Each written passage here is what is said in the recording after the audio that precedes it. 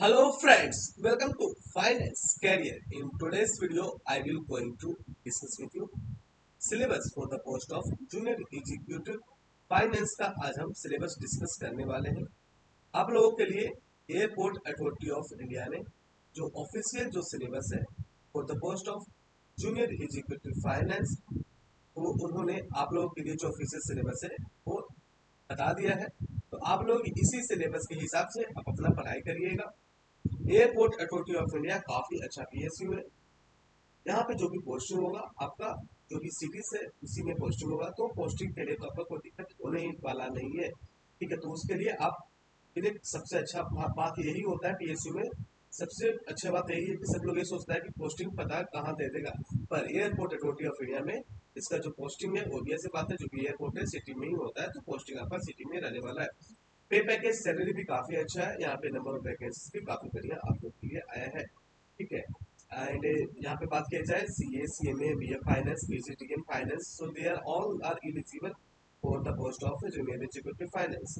So all these courses are also available on the website of financecareer.in. So आप finance career के website पे visit करिएगा, यहाँ पे कोर्सेस आपको मिल जाएगा और यहाँ से कोर्सेस परचेस करके आप अपना तैयारी को बढ़िया कर सकते हो। यहाँ पे कोर्सेस में आपको वीडियो लेक्चर मिल जाता है, प्रोफेशनल नॉलेज का, GK, general awareness, reasoning, math सबका मिल जाएगा आपको। प्रोफेशनल नॉलेज का सबका आपको मिल जाएगा यहाँ पे वीडियो लेक्चर। उसके बाद ई बुक मिलेगा, चैप्टर वाइज एमसीक्यूज मिल जाएगा सारे सब्जेक्ट्स का। इसके साथ साथ आपको मॉक टेस्ट मिल जाएगा and this mock test is fully based on your paper pattern. और आपको एयरपोर्ट अथॉरिटी ऑफ इंडिया का जो प्रीवियस पेपर हुआ है वो भी मिल जाएगा। एयरपोर्ट अथॉरिटी ऑफ इंडिया में बहुत सारे पेपर हुआ है। ठीक है, और भी बहुत सारे पोस्ट के ऊपर, तो जितने भी पोस्ट का पहले वैकेंसीज आया था और जिसका जिसका एग्जामिनेशन हुआ था, ठीक है, उस सभी पोस्ट का आपको पेपर भी मिल जाएगा। और जूनियर एग्जीक्यूटिव फाइनेंस का भी पेपर पहले हो उसका भी पेपर आपको मिल जाने वाला है।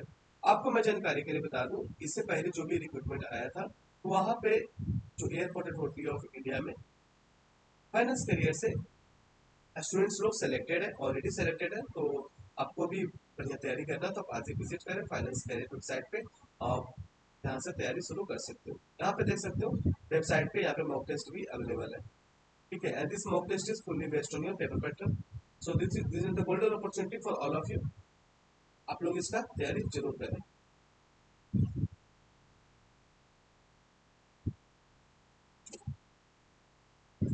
डिस्कशन को आगे बढ़ाते हैं।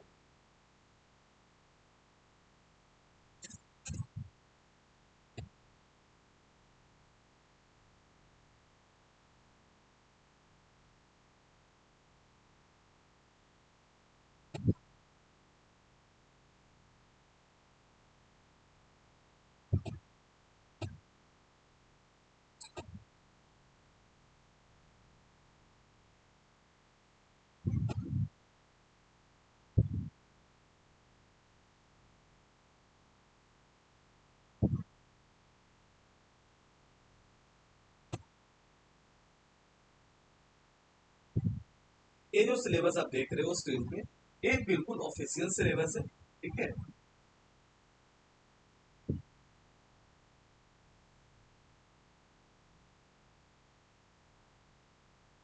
देख सकते हो ये जो आप लोग के लिए जो एडवर्टाइजमेंट 2026 में आया है उसी का सिलेबस है। ठीक है, तो बिल्कुल ऑफिशियल सिलेबस है, ये आप लोग के लिए नहीं, ये बता के दिया है airport authority of India for the post of junior executive finance.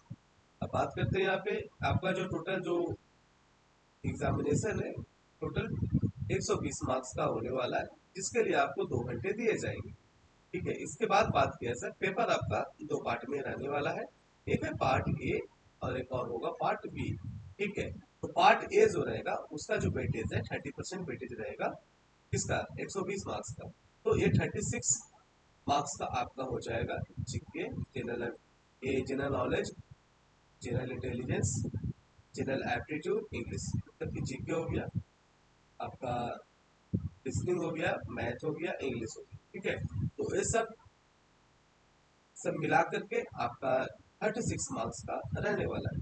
ठीक है, तो सब मिला करके 36 मार्क्स का आपका ऐसा पार्ट रहेगा पार्ट ए का। इसके बाद जो पार्ट बी है वो आपका 70% कवरेज करेगा 120 मार्क्स का। ठीक है, अब आगे बढ़ते हैं। ये जो 100 ये जो 70% जो कवरेज करेगा ठीक है, 120 मार्क्स का वो फाइनेंस एंड अकाउंट्स में जो भी आपने अभी तक पढ़ाई किया था उससे रिलेटेड क्वेश्चन यहाँ पे पूछे जाएंगे।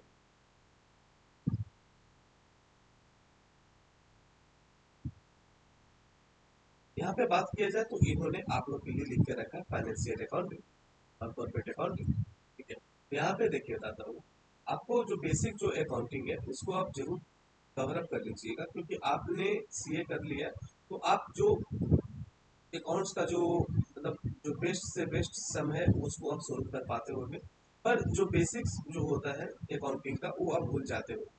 पर उसको आपको यहाँ पे ध्यान देना है, पीएसयू में जनरली जो बेसिक्स होता है उसी को पूछता है, ज्यादा हाई लेवल अकाउंट से रिलेटेड क्वेश्चन नहीं आता है। ठीक है, ये चीजें ध्यान में रखिएगा।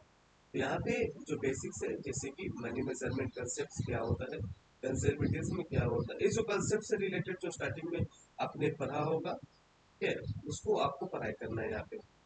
मनी मेजरमेंट कंसेप्ट, कंजर्वेटिज्म क्या होता है, प्रूडेंस क्या होता है, ठीक है, तो इस तरह से आपको पढ़ाई करना है।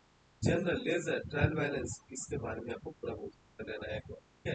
एक बार आप देखोगे आपको याद हो जाएगा किसको क्या बोलते हैं, क्या मतलब होता है, सब चीजें। ठीक है, इसके बारे में बात किया जाए तो फाइनेंशियल अकाउंटिंग में तो आप ईएस और इंडीएस जितना भी ईएस है और इंडीएस है उसका नाम नंबर जरूर याद कर लीजिएगा। डायरेक्ट ये लोग क्वेश्चन पूछता है ईएस और इंडीएस का नाम नंबर। ठीक है, तो ये सब चीजें आप देख लीजिएगा अकाउंटिंग। आगे बढ़ते बिजनेस लॉ। बिजनेस लॉ के बारे में पहले बता देता हूँ।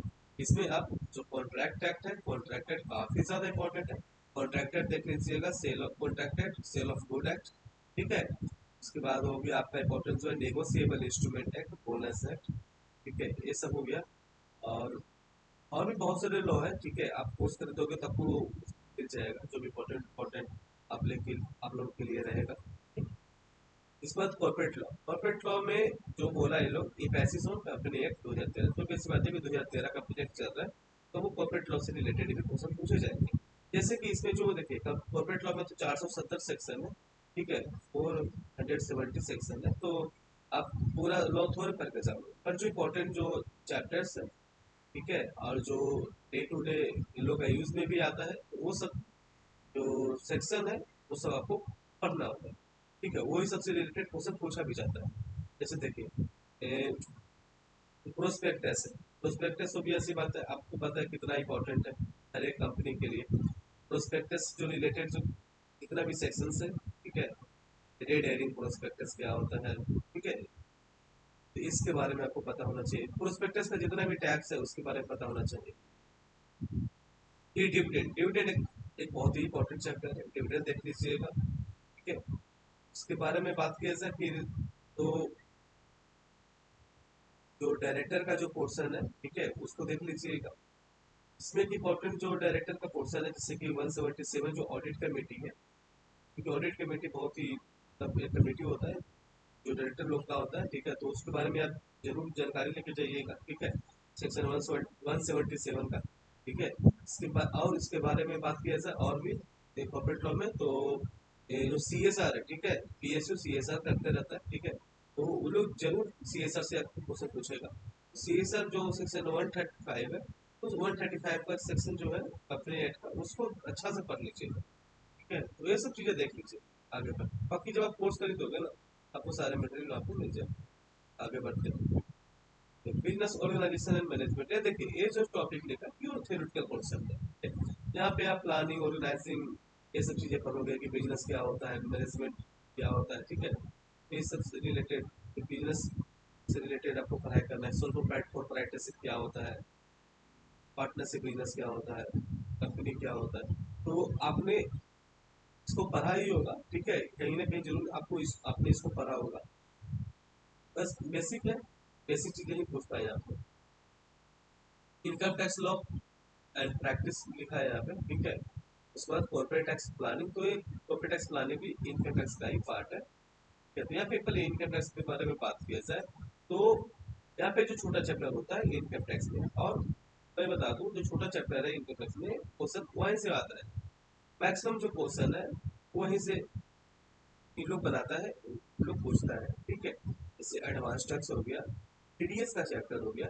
ठीक है, डिटेक्शन एंड चैप्टर 6 का चैप्टर हो गया, वहां से क्वेश्चन पूछे जाते हैं। क्लबिंग का चैप्टर हो गया, एक और set of and carry forward करके एक चैप्टर होता है कि लॉसेस कितने साल कैरी फॉरवर्ड होगा, वहां से क्वेश्चन पूछे जाते हैं। मैक्सिमम क्वेश्चन ये सब जगह सब देखना पूछे जाता है।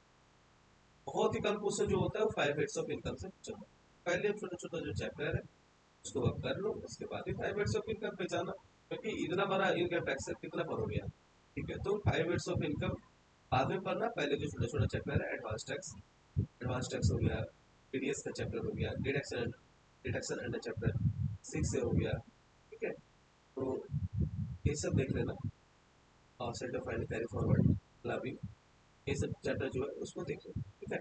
अब आगे बढ़ते हैं। इनडायरेक्ट टैक्स में बात किया जाए तो इनडायरेक्ट टैक्स में जीएसटी, इनडायरेक्ट टैक्स में जैसे कस्टम भी आता है, ठीक है। पर मेजरली जो एग्जामिनेशन में देखा जाता है पीएसएस में कि क्वेश्चन जो होता है वो जीएसटी पे ही क्वेश्चन पूछा जाता है, ठीक है। तो जीएसटी में बात कहते हैं, जैसे कि आपने पढ़ा, आपने जैसे इनकम टैक्स में टीडीएस पढ़ा होगा, तो इसी तरह से टीडीएस जो है जीएसटी में भी होता है, ठीक है। और पीएसयू में जीएसटी का भी टीडीएस काटता है, ठीक है, और इनकम टैक्स का भी। तो जो जो काम उपयोग में डे टू डे रहता है वहां से क्वेश्चन पूछा जाता है, ठीक है।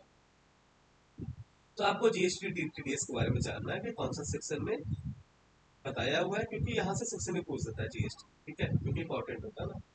तो इसलिए वहां पे ध्यान में रखिएगा जीएसटी का टीडीएस कौन सा है, ठीक है। जीएसटी का टीडीएस का जो सेक्शन है कौन सा है, अब कितना रेट ऑफ डिडक्शन है, सीजीएसटी जीएसटी का कितना है और आईजीएसटी का कितना है, ऐसी बात है ना, अलग अलग रहेगा। सीजीएसटी और जीएसटी सेम रहेगा, आईजीएसटी अलग रहेगा, दोनों मिला के रहेगा, ठीक है। फिर ये देख लेना आप। और जो बेसिक जो जीएसटी का आपने स्टार्टिंग में जो पढ़ा होगा कि जीएसटी कॉन्सेप्ट क्या होता है, सीजीएसटी है, जीएसटी है, जीएसटी के बारे में थोड़ा आप जान लेना। वैसे आप जानते ही होंगे, पर फिर भी एक बार देख लेना। कंपोजिट सप्लाई, मिक्स सप्लाई, इसके बारे में आपको जानना है। रिकॉम्पोजिशन स्कीम होता है, उसके बारे में आपको जानना है। प्लेस ऑफ सप्लाई क्या होता है, कहाँ पे उसको प्लेस ऑफ सप्लाई बोला जाएगा। तो ये सब जो नॉलेज है उसको आप एक बार देख लें। और जितना भी जीएसटी का जो रिटर्न है, जीएसटी रिटर्न, कि कौन सा रिटर्न को कब भरना होता है, तो जीएसटी का रिटर्न भी आप एक बार अच्छा से देख लेना, उसका ड्यूटी वगैरह ये सब भी पूछता है।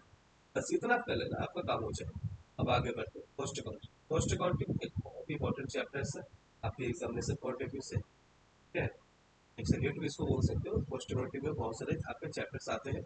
कॉस्ट अकाउंटिंग में जो इंपॉर्टेंट इंपॉर्टेंट जो चैप्टर्स है उसको आप देख लेना, जैसे कि मटेरियल, लेबर, ओवरहेड, ये तीनों चैप्टर जो है ना, मटेरियल, लेबर, ओवरहेड, ऐसे भी अधिक होता है, तो उसको आप अच्छा से करना, ठीक है। वहां से क्वेश्चन पूछे जाते हैं। मटेरियल एक ऐसा चैप्टर है, वहां से सम्स के साथ साथ वहां पे थ्योरेटिकल क्वेश्चन भी पूछा जाता है, ठीक है। तो आपको फाइनेंस करियर से जब कोर्स परचेस करोगे आपको सब कुछ मिल जाएगा, मैं जितना ही बता रहा हूँ। उसके बाद मैं बता दूं आपको पोस्टिंग में, तो पोस्टिंग में आपको इसके बाद इंपॉर्टेंट है मटेरियल, लेबर, ओवरहेड के बाद मार्जिनल पोस्टिंग। मार्जिनल पोस्टिंग इतना ज्यादा इंपॉर्टेंट है कि हर एक आप एग्जामिनेशन देख लेना पीएसएस का, वहां से पेपर आप उठाना। आप जब कोर्स परचेस करोगे ना, आपको देख लेना, आपको मोर देन 125 प्लस आपको पेपर मिल जाएगा पीएसएस का। उसमें आप देखना कि एवरी पेपर में आप देखना कि मार्जिनल पोस्टिंग से क्वेश्चन पूछा हुआ, ठीक है। तो मार्जिनल पोस्टिंग जरूर करके जाना, वहां से क्वेश्चन पूछे जाते हैं, ठीक है। जैसे कि बीईपी निकालने पूछ देगा आपको, मार्जिन ऑफ सेफ्टी निकालने पूछ देगा, पीवी रेशियो निकालने पूछ देगा। तो इस तरह से क्वेश्चन वहां पे पूछता है। मार्जिनल पोस्टिंग, स्टैंडर्ड पोस्टिंग देख लेना। उसके बाद बजट एंड बजटरी कंट्रोल है, ये सब चैप्टर है, तो ये सब चैप्टर आप देखें, ठीक है। आगे financial management with emphasis on evaluation of project, fund raising option, working capital management, risk mitigation, strategies in general. ये मतलब ये आपको बोल रहा है, ये जो एक वर्किंग कैपिटल एक चैप्टर है, ये पे में आपने पढ़ा होगा, ठीक है। फिर में आपने पढ़ा होगा वर्किंग कैपिटल चैप्टर, एक और कैपिटल बजटिंग, ये दोनों चैप्टर आप देख लें। आगे बढ़ते, ऑडिटिंग, ऑडिटिंग के बारे में ये तो लिखा है स्पेशल एम्फेसिस अकाउंटिंग स्टैंडर्ड के हिसाब से। पर ऑडिटिंग में बता दूं जो इंपॉर्टेंट इंपॉर्टेंट सेक्शन है आप लोग के लिए वो इंपॉर्टेंट है, जैसे कि 138 जो है इंटरनल ऑडिट वो इंपॉर्टेंट है, 139 से लेकर के 147 स्टैट्यूटरी ऑडिट, और 148 जो है वो पोस्ट ऑडिट से रिलेटेड जो चैप्टर्स है उसको आप देख लें, वो आप लोगों के लिए इंपॉर्टेंट रहने वाला है। एक चीज और ध्यान में रखिएगा, जैसे कि आपने पढ़ा होगा अकाउंटिंग में, अकाउंट्स में अकाउंटिंग स्टैंडर्ड और इंड आपने पढ़ा होगा, ठीक है। तो उसका नाम नंबर मैंने आपको बोला याद करके रखने। ऐसे ही पोस्टिंग में, ठीक है, पोस्टिंग में ऐसे ही क्या होता है, पोस्ट अकाउंटिंग स्टैंडर्ड, ठीक है। जैसे अकाउंट्स में अकाउंटिंग स्टैंडर्ड होता है, जैसे ही पोस्टिंग में पोस्ट अकाउंटिंग स्टैंडर्ड होता है। आपको पोस्ट अकाउंटिंग स्टैंडर्ड भी याद करना है, नाम नंबर के साथ याद करना है, ठीक है, नाम नंबर के साथ याद करना है, तो ये भी ध्यान में रखिएगा। आगे बढ़ते एक एक बहुत ही अच्छा टॉपिक आप लोग के लिए यहाँ पे सिलेबस में बता के रखा है, ई कॉमर्स। देखिए अभी आपने जो भी चीजें आपने आप परचेस करते हो ऑनलाइन, वो सारी चीजें ई कॉमर्स के अंदर आता है, ठीक है। तो ई कॉमर्स में पी टू पी क्या होता है, तो ये सब के बारे में आपको जानकारी यहाँ पे लेना है। आप कोर्स जब परचेस करोगे आपको सारी वीडियोस मिल जाएगी। आगे बढ़ते फाइनेंशियल मार्केट क्या होता है, जैसे इसमें मनी मार्केट, कैपिटल मार्केट, इस सब के बारे में आपको जानना है, ठीक है। चलिए फाइनेंशियल सर्विसेज फंडम, फिर इसके बाद और है फंडामेंटल ऑफ इन्वेस्टमेंट और working knowledge of market software से रिलेटेड चला। तो ये सब सिलेबस जो है ये बिल्कुल ऑफिशियल सिलेबस है, आप देख सकते हो। एडवर्टीजमेंट जो नंबर है इन्होंने भी मेंशन करके रखा है 2026 का। तो this is the official syllabus for all of you. I hope so कि ये वीडियो आप लोग के लिए हेल्पफुल रहा होगा तो वीडियो को जरूर लाइक करें और ये वीडियो को अपने दोस्तों को पास में भी भेजें, ताकि एक फाइनेंस करियर है जो कि आप लोग के लिए जो इम्पोर्टेंट जानकारी होता है सबसे पहले बताता है, ठीक है। तो आप ये वीडियो को अपने दोस्तों को पास ही भेजें ताकि उनको जानकारी हो पाए कि ये जो सिलेबस है आप लोग के लिए आ गया है और इसके हिसाब से पढ़ाई करना। और आपको पढ़ाई करना बहुत जरूरी है, क्योंकि यहाँ पे नंबर ऑफ वैकेंसीज तो मानते हैं बहुत अच्छा वैकेंसीज आया है, और यहाँ पे कॉम्पिटिशन भी काफी अच्छा होने वाला है, क्योंकि यहाँ पे बहुत सारे लोग एलिजिबल है, C A C M A B A PGDM सब कुछ, सब कोई यहाँ पे एलिजिबल है। आपको यहाँ पे तैयारी बढ़िया से करना पड़ेगा, ठीक है। और वैकेंसीज भी अच्छा है, आप लोग इसके लिए प्रयास कर सकते हो, ठीक है। तो चलिए वीडियो अंदर रखते हैं, थैंक यू।